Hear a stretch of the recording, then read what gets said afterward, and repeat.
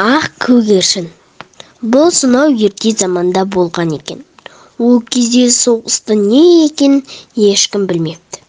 Біреуді біреу өлтірмейді екен. Кедейі де, байы да, сараны да болмапты.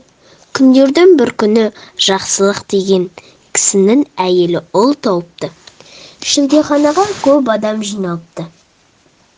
Диуана да келіпті. Диуана сәбидің бетіне қарап: «Мына бала түбінде жұртқа бәле болып жүрмесе не қылсын?» депті. Жыл артынан жыл өтті. Бала өсіп ер жетеді. Өскен сайын сарандығы да арта береді. Дүниеге құмайлығы екі көзі қанталап қарайтын болады. Пышақ, шота, балта секілді өткір заттарға әуес болып алыпты. Мұндай заттарда жұрт одан жасыратын әдет тауыпты. Күндердің бір күнінде саран бала өзінің сарандық пен жебе жасап алады да қартайған әке шешесін қуып жібереді. Даладағы аңдар мен құстардың бәрі менікі болса деп армандайды. Бір күні ол қырға шығады. Көктем кезі.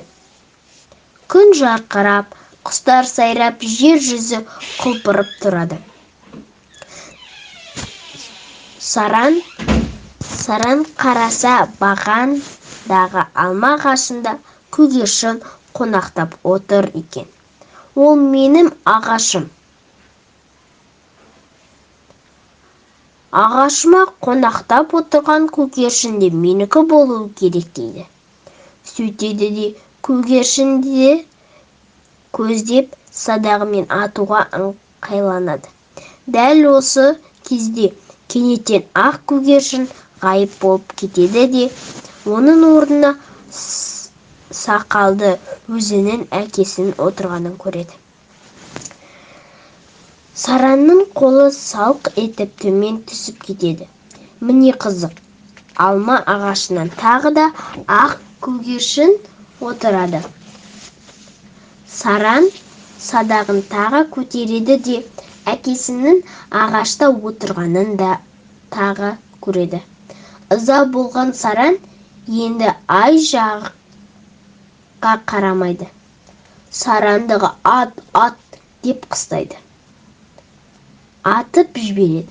Сол кезде алма ағашынан түбінен сылқ етіп өзінің әкесі құлап түседі. Ал ақ көгершін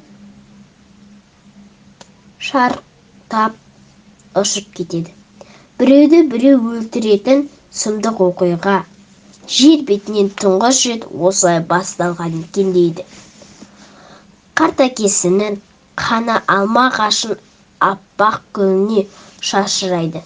Содан бері алма ағашын ақ түспен гүлдермен қызғылттап гүлдейді екен. Ал ақ көгершін содан бері еш уақыт ағашқа қонақтамайды болыпты.